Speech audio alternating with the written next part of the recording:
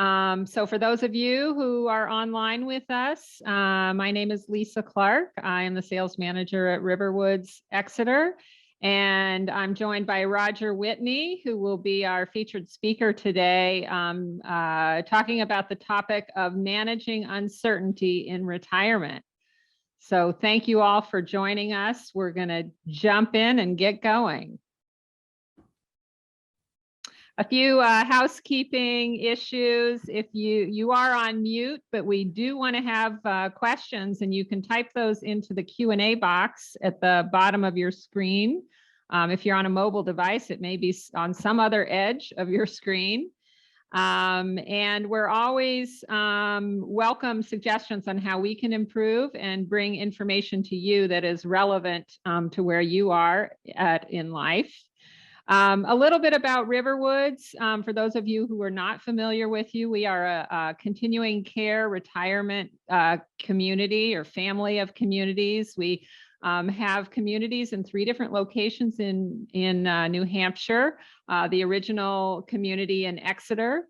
In 2016, we opened our community in Manchester, New Hampshire. And then in 2019, we opened Riverwoods, Durham.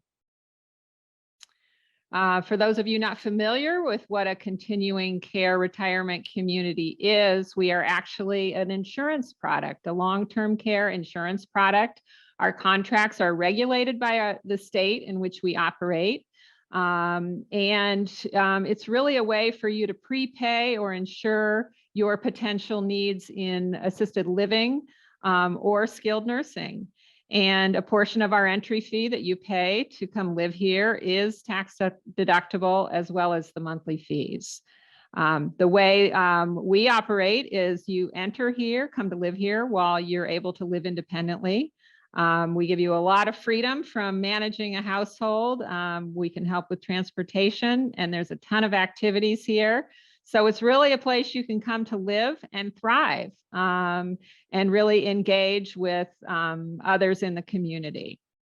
So I'm going to now pass the baton to Roger and let you take it from here, Roger. Thanks for joining us. Thanks, Lisa.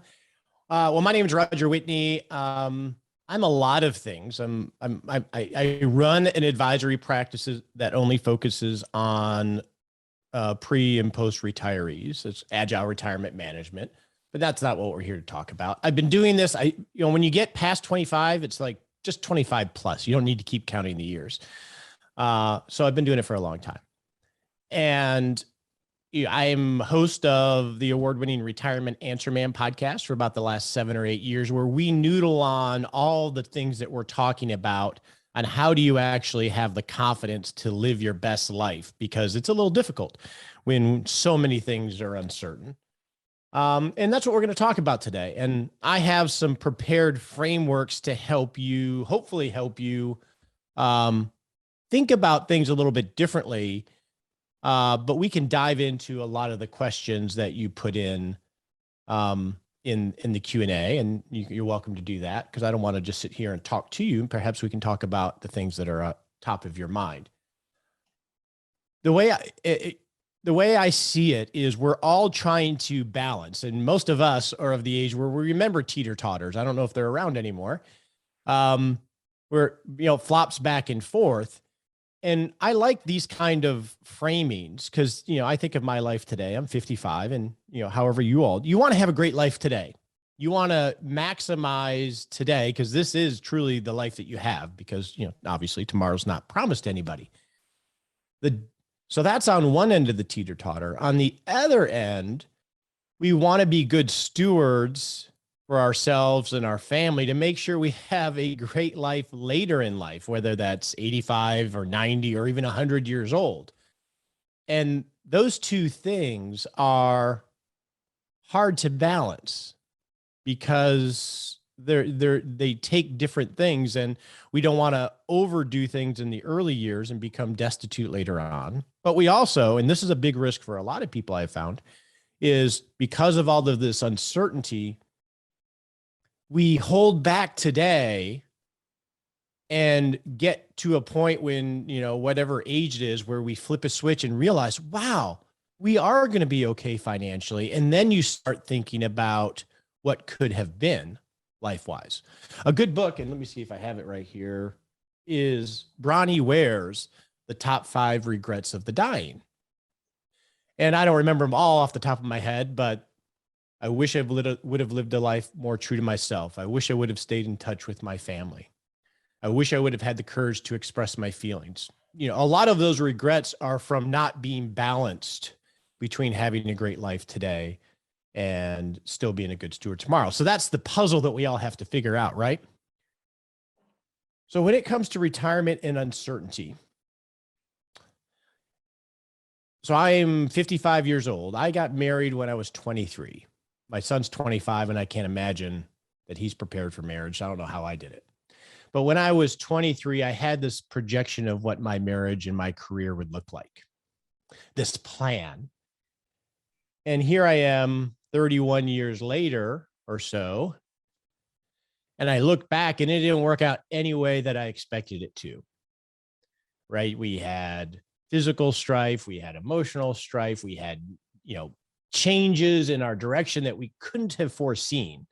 I always tell my wife, she's been married to probably 3 or 4 different men during that time frame. I've just been a different version of who I am now.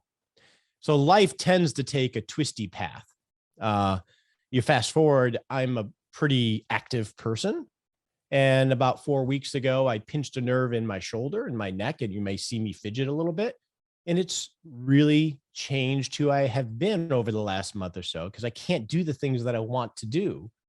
That's how life happens. And you can't forecast those things or guess what those are. And that's the troubling part, especially when you're dealing with wherever you're at of how do I navigate between now and whenever and maintain some balance in this area, because uncertainty just gets in the way, doesn't it? Healthcare costs, spending shocks, family emergencies.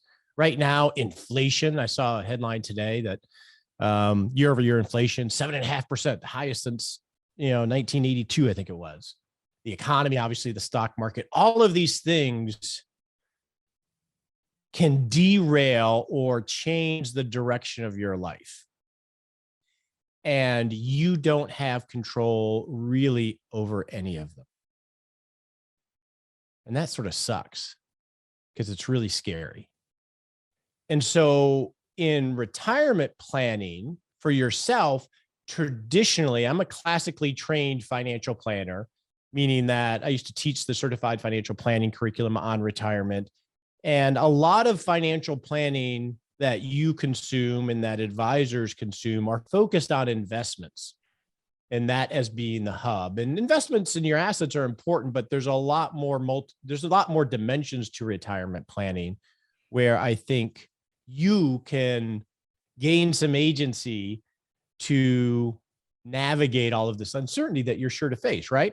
And so what I did probably about 7 years ago now, as I was teaching this and seeing some incongruencies to how things actually work, was I started to rethink how you think about retirement planning, that I want to share some ideas with you to hopefully give you some peace and maybe a little bit more control over how you navigate this.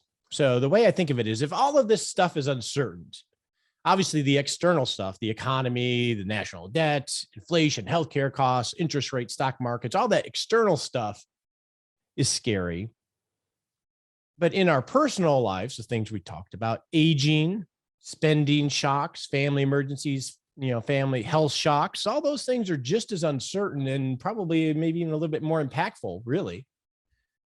What do you do if you can't figure all these things out? How do you proactively find that balance? The answer that I came to is, rather than trying to figure everything out, I accepted that they're unfigureoutable. You can't figure them out. And so when you're operating where you can't figure these things out, it's much more important that you have a process for managing through the uncertainty. A lot of times when we're planning and managing things, we want to add strategies or do more. And in reality, there's probably some return there, but it also creates a lot more complication, just like having clutter in your house, like we were talking about. In reality, you can get a lot more return on your time and peace by subtracting things and focusing on what you actually can control. And so that's what I would suggest that you do. If we can't figure all this out, we do have to have good assumptions or reasonable assumptions, but we want to focus much more on how do we have lots of little conversations that are organized so we can adjust as reality unfolds. You know, the old metaphor I've used with younger people, now that I feel old saying younger people, but is what's the secret to a good marriage? For me, the secret to a good marriage is never having a big conversation with my wife. If I can avoid a big conversation, I feel like we're doing pretty good. And what that implies is that I'm not avoiding the conversations. I'm just having lots of little conversations so we can identify things that are going a little off course and make little adjustments so we don't go way off course. And that iterative approach is what I think would help you. I know it helps me and how I practice with managing all of this uncertainty. So let's unpack that a little bit so I can give you a quick framework for how you can actually do that for yourself. So I would suggest we think of your life or your retirement plan as a project. This is a project that is an iterative project. I don't know if you can hear that. My Sherlock is barking downstairs, my Great Dane. And so a project, when you're putting together your retirement plan, it's very easy. I'm going to hop ahead here. It's very easy to go to the optimization, I call this the financial bling of planning, the tax strategy, the insurance strategy, all these things that we read articles about. Those are usually the things that motivate us. But that's a horrible place to make decisions because it's optimization.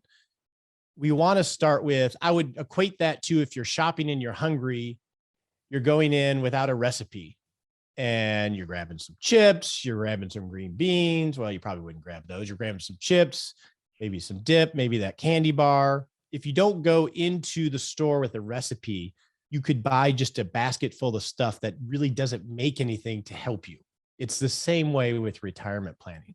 So here would be the framework I would suggest we focus on is first, let's have a plan that we can have some reasonable confidence that it's feasible. And it starts off with your vision of what you want your life to be between now and whatever. Because this is the benchmark that we have to filter all decisions to. It sounds trite nowadays. What are your goals? But no, what do you want your life to look like 1 year from now, 2, 3 years from now? And then you want to put some numbers to those goals. And it's okay to start with swags, sophisticated, wildly awesome guesses. And then slowly, don't get bogged down in the numbers too quickly. And once we know what we want in life, as best as we can guess, because I can guarantee you this is hard. What do you want? Who do you want to be when you grow up is the hardest question, even if you're 65. So it's okay to realize and give yourself some grace that all of these things are going to change a million times anyway. So don't put too much stock in them. Don't worry about it so much. Put some numbers to them. Identify how you could fund those goals. And in my parlance, we have 3 ways that we're going to fund our life financially. It's going to be social capital, which was pensions, Social Security, more socialized guaranteed payments, maybe annuity streams. We have human capital. That could be part-time work or royalties or, rental house income. And then we have our financial capital, which is our money, right? Our investments and our cash. And then whatever framework you use, whether it's a software or a spreadsheet, find a plan that you think is feasible financially between now and, the assumed date of your passing. So we want to have a plan that we know is feasible. So imagine you have a boat and you have enough fuel and you have a route to go from, New Hampshire or Massachusetts down to the Keys. Well, we know it's feasible. If we have enough fuel, we have a boat that can make the ride and we have a map. That's what we want. But then once you have a feasible plan, now we have to make it resilient. which is, let's take that boat analogy. Okay, great. I got a boat, I got fuel, I got the map, but there's a lot of things that can happen between now and that can throw me off course. So you want to make sure that you have the things, maybe it's a radar, maybe it's enough food in case you get thrown off course, extra fuel, an extra pump. I don't know anything about boats, but you get the point. In retirement, once we have a feasible plan, we want to create some resilience. And the way that we recommend doing it, or do it most of the time, is we create income floors. And this is a conversation beyond this presentation, but we think of retirement expenses as a debt that you owe yourself, right? If you need to spend $100,000 next year, that's like a debt. If you owed me $100,000, you're probably not going to take a lot of risk with that, because in 12 months, I need that money and I want my money. Well, it's the same thing with you. If you have to spend $100,000, say in 2023, you owe that money to a person. It just happens to be you. So we like to build out lots of cash reserves for at least 5 years of expected money that you're going to need, because the outcome of your life is much more important than optimizing those dollars, as an example. Another example would be buying guaranteed sources of income, whether it's via deferred income annuity or something like that. So you can guarantee the outcomes of your life, because that's really what retirement is about. And sometimes we forget that. And what that does, it creates slack in the system. Optimize, which we'll get to next, is a really popular term right now. How do I eke out a little bit more on my interest in my bank account, right? How do I optimize that? Optimization is sort of this goal of a lot of people. And the problem with optimizing things and really turning yourself into a pretzel to eke out the last little cent or whatever it is optimization is really fragile. So if you optimize things, let's take that boat analogy. If I put just enough fuel to get me between, Massachusetts and Key West, and that saves the weight so I can maybe do something else, that optimizes it. But what happens if you get knocked off course? All of a sudden you're low on fuel. So optimization can really hurt you in your journey if it's not done in the right place. Slack, that's what an emergency fund is. Slack in the system, or having cash built up for those near midterm expenses, even though it doesn't feel optimal, what it does give you, which is something we don't really value very much in planning, is flexibility. It gives you options to move the pieces when reality actually hits you. And so it's really important, I think, in planning, we undervalue optionality or the ability to be agile too much. So once we have a plan that's feasible and resilient, then we can get to optimization, which is Roth conversions, all the things that we normally talk about. And ideally, none of these things are going to make a difference in your life as far as the ability to manage uncertainty. These things are going to be like, yeah, I want to have some Twinkies on the boat. These should only be to enhance your journey rather than make sure you secure the outcomes that you want from a life perspective. And what normally happens is we start here and go the other direction. So I think if you can follow a 3-step process, it will help you with decision-making. So when you come to an optimal strategy, let's call it a Roth conversion as an example, those are always popular. You can filter back through, how does this fit into my vision? What does this do to my feasibility and my resilience? And that will help you make a more organized decision rather than buying that, that Paisley shirt because you think it's awesome and you come home and you realize it doesn't go with anything. I have a few of those, not Paisley, but you get the point. All right. So being agile, it's about managing uncertainty. And then iteratively, once you have this feasible, resilient plan, then you can identify risks and opportunities and then do what's most important. What can I do next?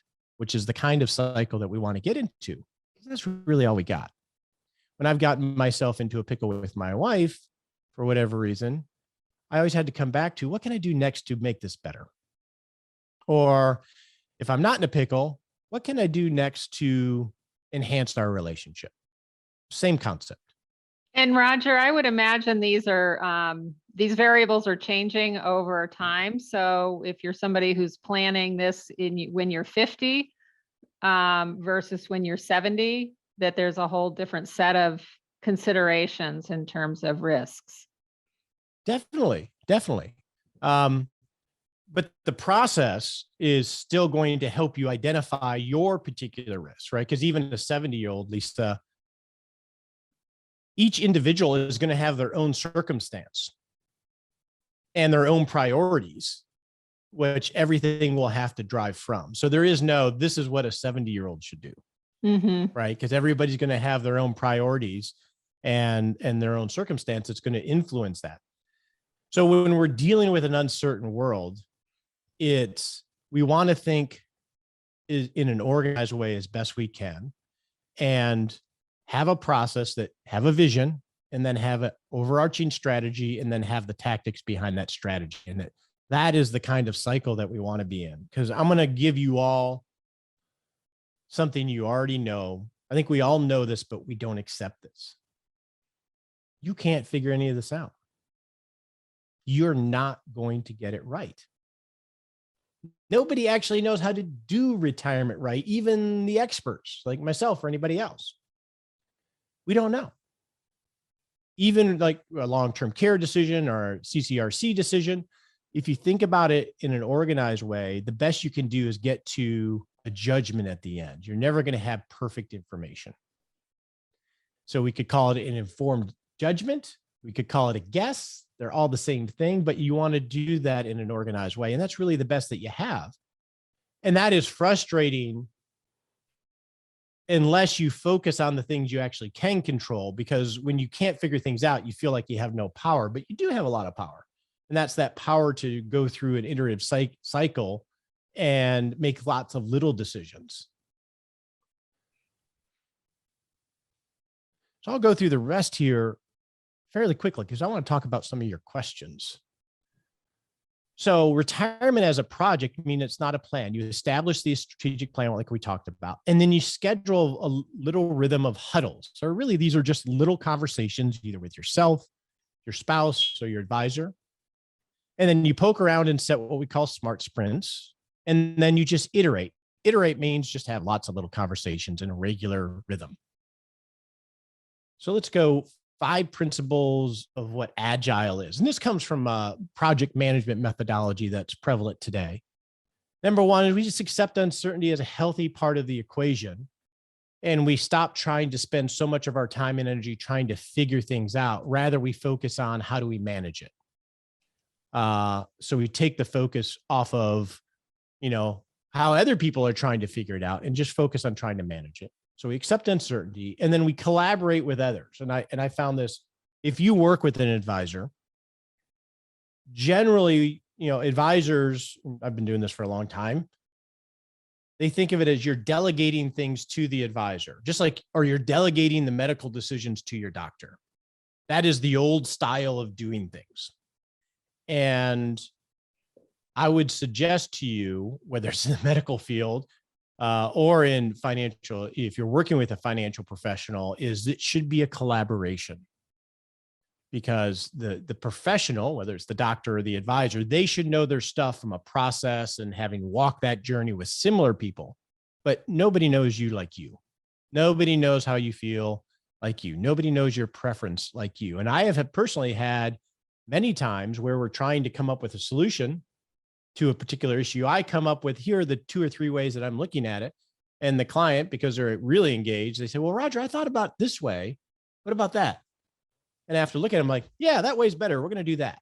That is much healthier than going to someone like me and just doing whatever they say, because together you can collaborate and figure things out better. My pinched nerve, as an example, the first thing my doctor wanted to do was go get an MRI, which is reasonable. But I pushed back and said, well, it was only about a week that I was hurting. I wanted to be non-invasive for a while before I went down that route. And so I gave myself a date, March 9th, where if it's still not really getting better, then I'm going to go down that route. So that's a collaboration. I think that's really healthy. Flexibility, put your best life within reach. And what I mean by flexibility is you want to make decisions that you can adjust along the way. That's having that slack in the system, because life is going to change. So you don't want to box yourself into a corner. So you want to value optionality a little bit more than we think about. And then priorities define the big picture. This is your vision. Everybody's going to be different. And then obviously communication, these are these little conversations. So let's talk about WHAM. So let's get practical here. Let's assume you have a plan of some sort, or you're sitting there worried about healthcare before age 65, or you're worried about paying for college. Ultimately, at the end of the day, this is where things get operationalized, where you actually do stuff. Because talking about stuff and theorizing about stuff and planning is helpful to a point, but rocking retirement in my vernacular is actually doing something. And so I like the acronym WHAM, which stands for, what do I do next? That's the obvious question. What do I do next? What risks should I focus on mitigating, or what opportunities should I focus on to improve my journey? And then once you define that, then, okay, how do I do that? And then maybe you need some assistance or accountability. And if you have those and you actually do that little thing, then you get something that is wonderful, which is momentum. You get that, yes, awesome, I did it. Tiny Habits, great book. There's a good TED Talk on tiny habits if you Google that. Awesome, you get it done. And then what's the next obvious question? Okay, now what do I do? And that creates an achievement cycle where, so one, what do I do? What action can I take to improve my journey? How do I accomplish that task? Who can help me? How do I keep myself on track? Complete the task, agency, reward, momentum. What do I do next?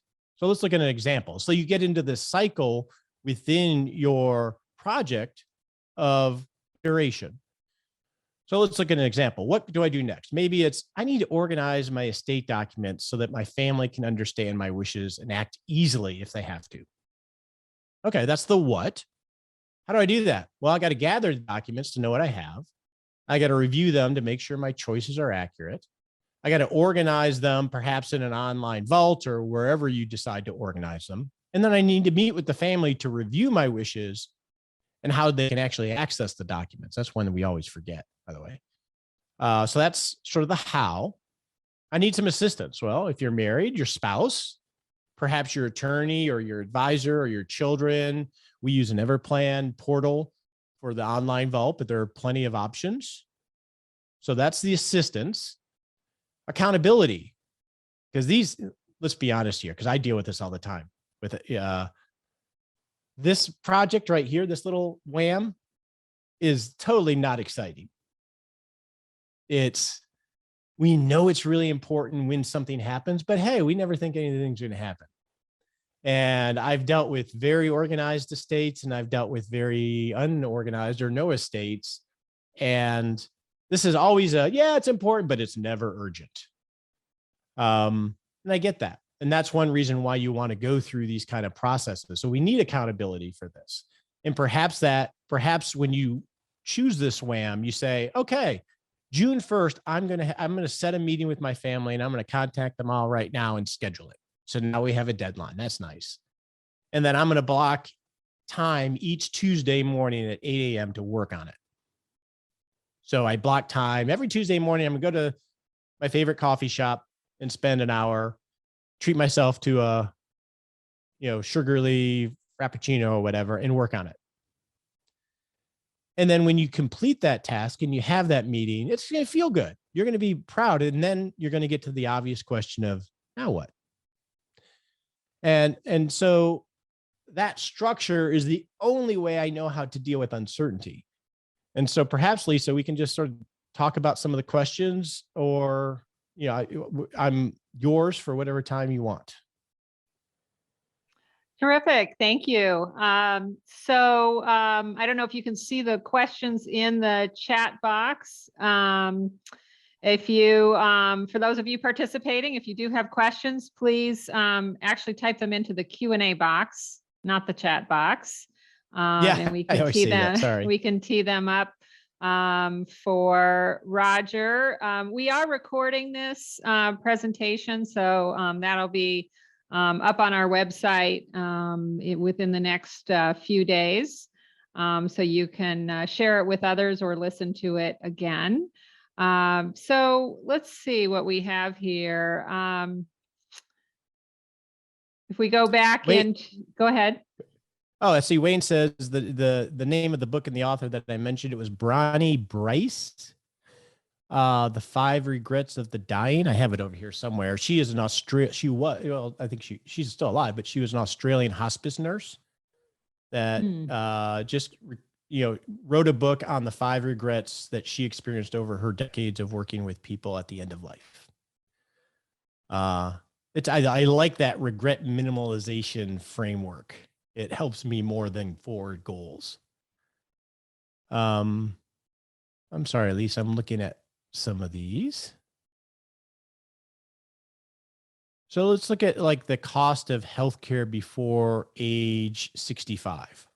That's a big one if you're going to retire prior to Medicare. When you so prior to dealing with that, a framework to deal with that would be one, when you go through the feasibility and the resilient, and you have what we call a plan of record, which is something that you settle on. This is my plan, version 1. It's really important to have that first. So when you're evaluating healthcare before retirement, before Medicare, the way you would approach that would be, okay, this is my plan of record of my guesstimates on it. Now I'm going to explore what are my options for healthcare and create a what if scenario off of my plan with, say, ACA healthcare without credits.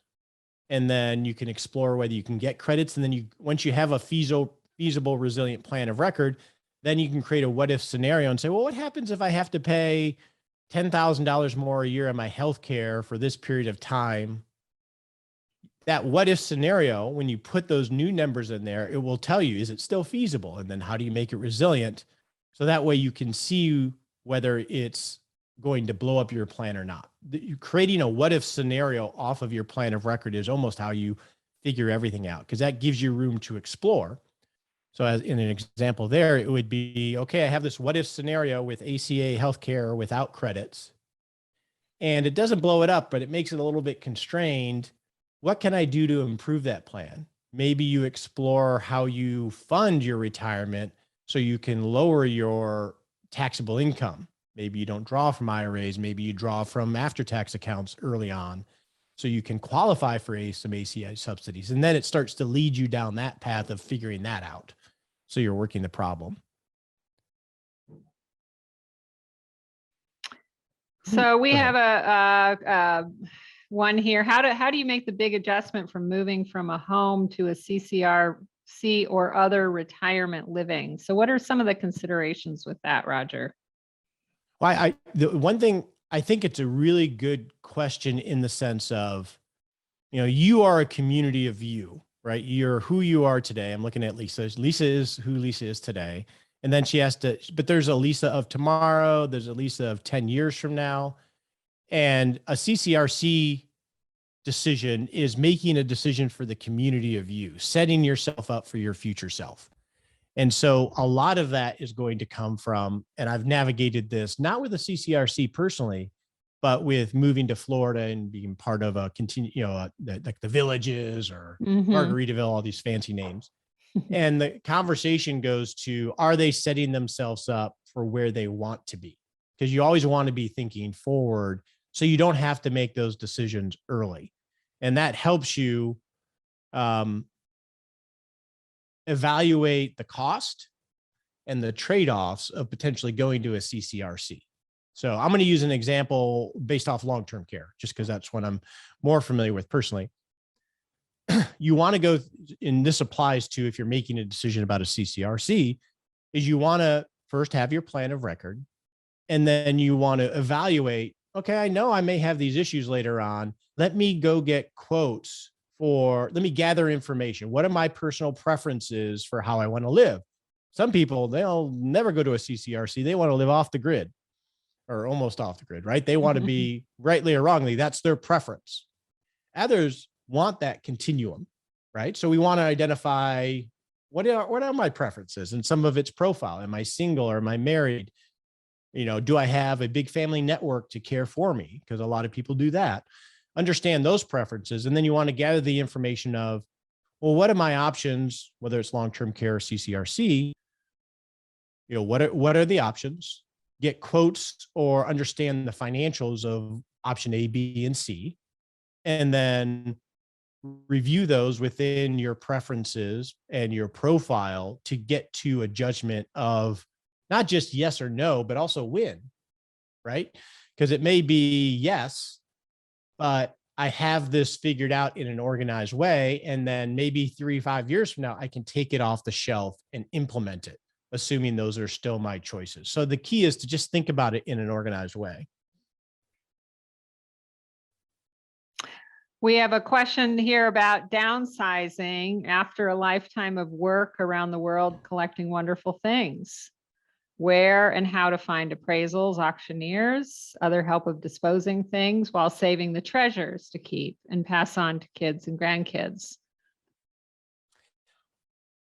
Well, so on the appraisals and things like that, that's so niche. I have a client that has a big collection of 1960s alternative sort of hippie magazines. Really cool stuff. I can't remember the name of the magazine. And and that's very niche, right? And so in anything that you have, there's going to be a community that you tap into that is outside of an auction house. So I think first is to tap into the community and understand, because they're going to know the value best of things. How to save the treasures. I haven't explored that in an organized way. I'm planning on doing I do month-long themes on my podcast, and we're going to do a month-long theme on decluttering because I haven't explored it in an organized way. And I typically do those themes on the show so I can think through them in an organized way with the audience. That way we can, I'm sharpening my saw. How do you deal with I still have, the beautiful paintings my daughter did when she was 2. I haven't gotten rid of them yet. So I haven't really walked that. I still have an old Mac that doesn't turn on, but it has all the photos on it that I can't throw away because I want to get them off there. So I don't really have an organized way to do that. But it's a necessity, right? Cleaning up your life, that clutter becomes, I hate to say it, like shackles in a way, right? It becomes a reason not to do things or explore things, say like a CCRC. So just like with your investment account, we accumulate things over decades during our professional life, and investments, just like, treasures or daughter's paintings, are the same thing.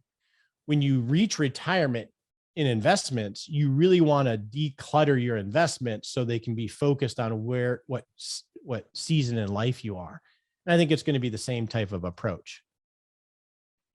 Yeah, and also just on this theme, we do have a downsizing webinar coming up on February 24th that Riverwoods is sponsoring. So if you go to our website, you'll see information on that. Go to the riverwoodsexeter.org website. That's February 24th at 1:00. We try to do that at least annually because it is a challenge that we all face. how to shed some of the things we've accumulated throughout life. Perfect. Let's see, Mac and Marsha, how do you organize important documents in an online vault? There are lots of options out there. Well, actually, there aren't a lot of options out there. Let me rephrase. You have obviously Dropbox or Google Drive and things like that are a little less secure and really just an online hard drive. I like to be product agnostic. We personally use Everplan, which is essentially like a TurboTax for organizing your documents. And it walks you through all the things you should think about, sort of like a TurboTax structure where it asks you questions, and then you can upload the documents into their vault and actually assign deputies to the vault. So let's assume Lisa was my daughter. I have everything in there. I want Lisa to have access to this, my passwords and all the files and everything else, but I don't want Lisa to have access to it unless she needs it because I'm private. So it has the ability to say, Lisa only gets access to that if I die or if I'm incapacitated, then it springs into place. So there are things like that. That's what we use. Question here, Roger, about how do we spend during our go-go years so we can have funds for our slow-go years? And who do we trust in our no-go years? Two big questions. So the go-go and the slow-go. So let's define those. That's that today and tomorrow, right? And and I think this is one reason why process is so important, because absent context, perhaps we want to, this is a recent one, perhaps we want to buy the lake house in our 60s, but without context, well, I can't do that, or I can't take that European trip because I need this for later on. I don't want to be destitute.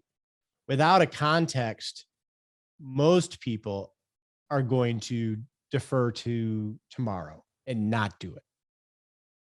Usually it's the people that have the most choices because they were such good accumulators and deniers of immediate gratification. So the way that you figure out how do you do it, it's a little, well, first off, you won't figure it out. It's going to be, because if you think visually, it's like trying, and I've never done this, but it's like trying to land an airplane on an aircraft carrier, right? You don't want to go too fast in your go-go years and miss the runway for when you're 85 or 90, but you don't want to go too slow and have way too much money at the end, because that's where regret comes from, potentially.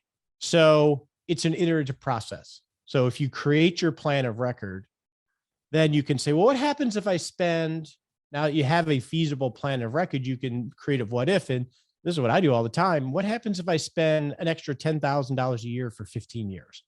And then I slow down.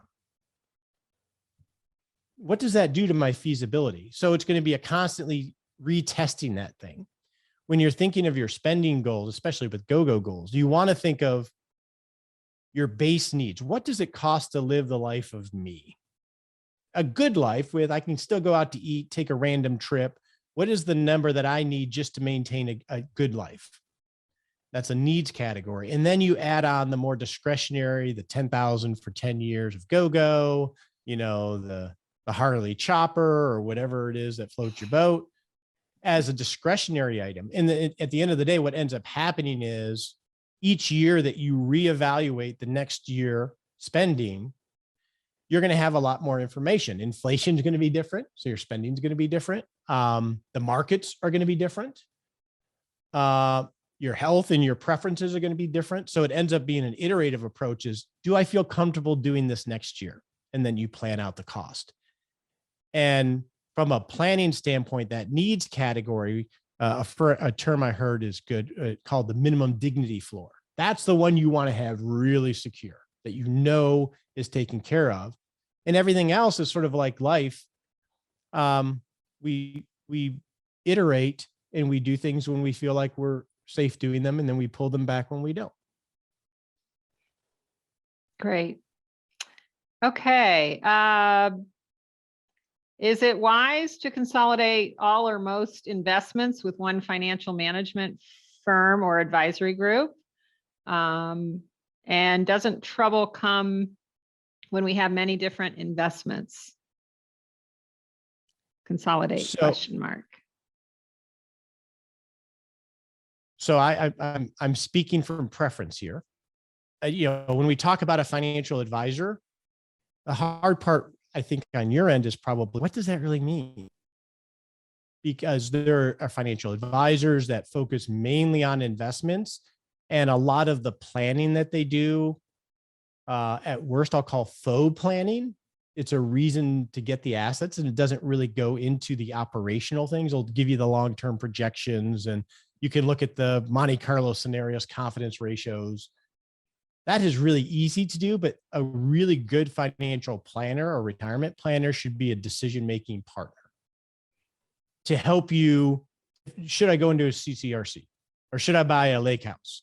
There's a lot of things that you go through making a good decision about that. A good financial planner is a decision-making partner well beyond the investments.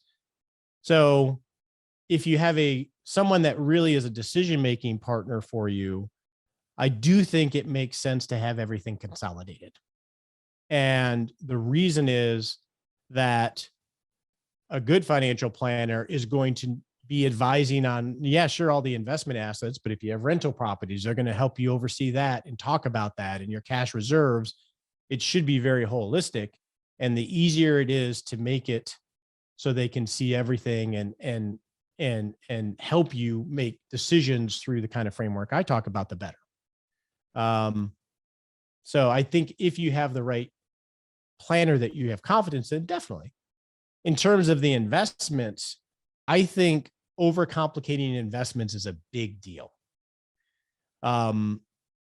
It goes back to the more you overcomplicate things, the more things can go wrong, the more things you have to track. Simple is much better. And I mean, and so, yes, I think less investments are better. And nowadays, whether it's an index fund or mutual fund or something along that lines, you can get mass diversification in one or two very good assets. If I look at a long-term investment portfolio, I own maybe 3 or 4 things. And it's probably more diversified or as diversified as somebody that has 25 mutual funds. So I think simpler is better for sure. Mm-hmm. So go ahead. That ties into this question about, concern around investment risks with the stock market. And this person is wanting to sell property and secure the funds that result from those sales, and worried about how they get a return on investment without high risk. So where is that balance? How do they find that balance there? Now we're coming to one of my favorite things. Generally, when we think about investment allocation, we think of a pie chart, right? We have a circle with different amounts in different asset classes. We have some bonds, we have some stocks, we have some international stocks. That's the pie chart. And that's how we've generally invested in the accumulation phase of life, right? How are you a successful accumulation investor when you're growing your assets? You take as much risk as you can handle. You keep putting money at it without regard to where the markets are, and you ignore it, and you just keep repeating. That works. When you're in retirement, the entire investing game or structure changes because it's decumulation. And the things that really benefited you in accumulation, which is the goal of accumulation, is to grow your capital, your money. In decumulation, the goal is the outcomes of your life, right? Mm. And we forget that because everything is so focused on optimization and returns. So the way that I would suggest you approach it is, if you're bringing in this large amount of capital, if you mapped out your spending or your projected spending in your plan of record, the way that I do it, I'll give you just a baseline just to make it easy. All of your assets should be in a few categories. First category is, what is your contingency fund? That's essentially your emergency fund. So how much do you put in your contingency fund? That's layer 1, and its asset allocation is going to be one color. We'll call it blue. The next layer is going to be your income floor. So you're going to forecast out, after Social Security and pensions, you need $100,000 a year from your actual investments. And so let's assume that's over 5 years. So year 1, you need $100,000. Year 2, you need $100,000 factored for inflation and so forth. And then you're going to allocate money in some way that it comes due when you need it. So that's going to be, inflation adjusted bonds. It's going to be CDs. It's going to be individual bonds. It can be many things. But the key here is, the important thing is the return of your money, not on your money, because you're going to need it to spend. And then, the reason we go to 5 years as the baseline is you have more clarity on that than what 10 years is, right? And so if you have, say, $1 million, we have our contingency fund. Now we've mapped out the money we need to fund our life that we need from our assets. And then the next layer, we're going to call upside. This is money that is at least 6 years plus. And in reality, we build that income floor sometimes out to 8 years, depending on personal preference. And so the money that is long-term can be much more aggressive than those first two layers, because from a time frame standpoint, we've set it up statistically where you should have a reasonably good outcome. And then on top of that, you could have your longevity assets, which could be, those could be money you create in, guaranteed income payments, whether that's via an annuity or something like that. Not everybody has those, but I would think of your assets where you want to have them divided between those layers. And, in one point here, that investment portfolio, it could be rental real estate if that's something you're into and comfortable with. And the reason you do this is because you have two big risks in retirement, financially speaking. On the short term, the risk is what we call sequence of return risk. Essentially, the market going down right now, right? 2008, where we lose 50% in our stocks, peak to trough.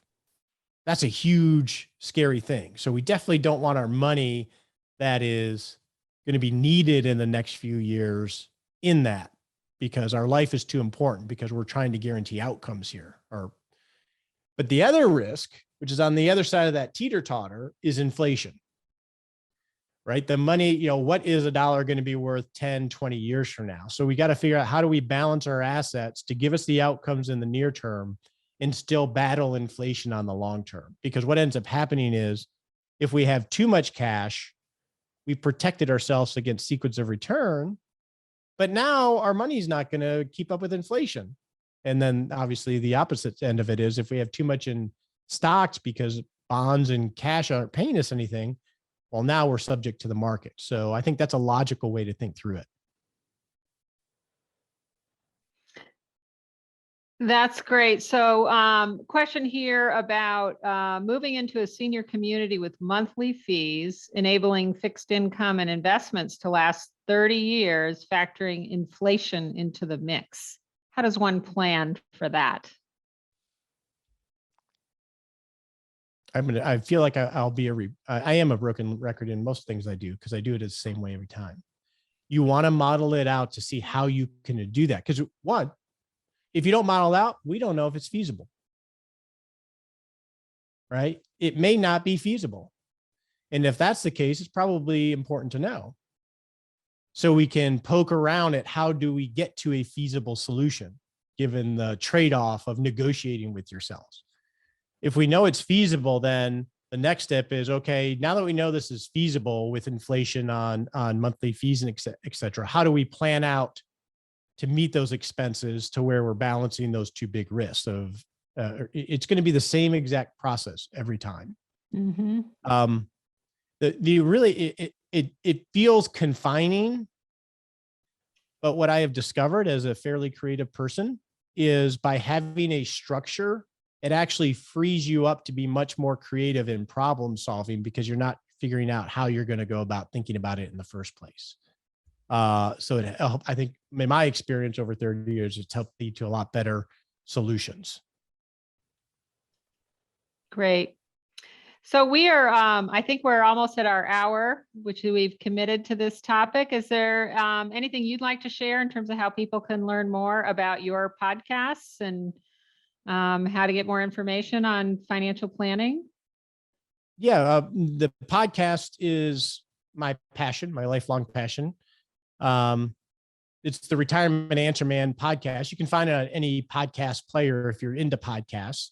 If you aren't, you can go to rogerwhitney.com and you can just listen to them right from the website.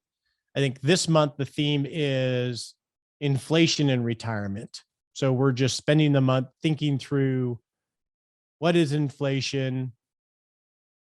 How does it impact us? What do we do from a strategic level? And then what do we do from a tactical level? So you can check it out at rogerwhitney.com. That's great. So Roger, I want to thank you for your time today. It's been great hearing your pearls of wisdom. And thank you all for joining us today, sponsored by Riverwoods, and hope to see you soon on some of our other online events. In fact, I think I have a slide for the next one.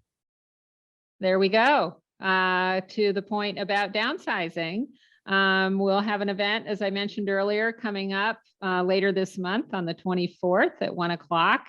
You can go to our website and get registered for that. And all of our events are recorded. So if you're not able to make that particular time frame live, you can find it at a later point in a recording on our website. And that will include today's Managing Uncertainty webcast. So thank you again for joining us. And Roger, thanks so much for your time today. It's been wonderful. Yeah. Bye, everybody. All right. Take care.